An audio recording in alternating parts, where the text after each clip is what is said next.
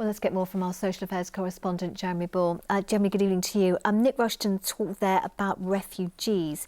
What do you think that may mean for us here in the East Midlands? Still very early days, Anne, but councils across this region pledging their support today. Now, they're going to have to organise things like schools and GP surgeries for thousands of Ukrainians. The Prime Minister's talking about taking much larger numbers than from previous refugee crises.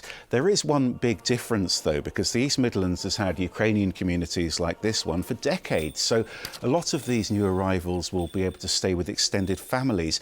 Initially, it was just going to be dependents, but last night that was expanded to include parents and siblings. They're not trying to get here for a better life. They now are fleeing a horrible situation in their home that's not of their making. So I think it is the right approach to try and say to people, if you've got family, bring family over here, and there's no limits on those numbers actually, so people can do that. That needs to continue. It needs to be, not overburdened by bureaucracy, and that's what we're pushing on at the moment. But I think we can then do much better still on those who perhaps don't have a family connection to the UK. And if you don't have a family connection, how do you actually get here?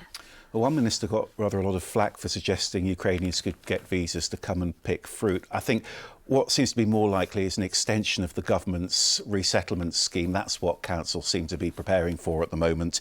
That's already housed 935 war refugees from Syria over 5 years. They've been spread across the region to avoid putting pressure on local services.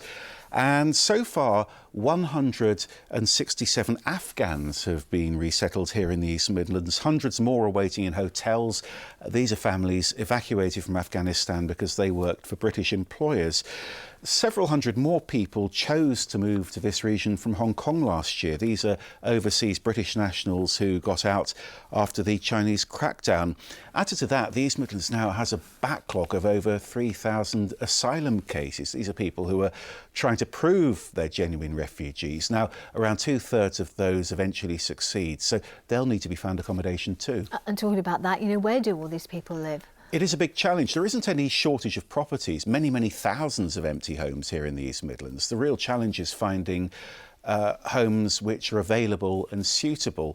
Now, the government's helping councils by offering firms or communities a chance to sponsor Ukrainian families.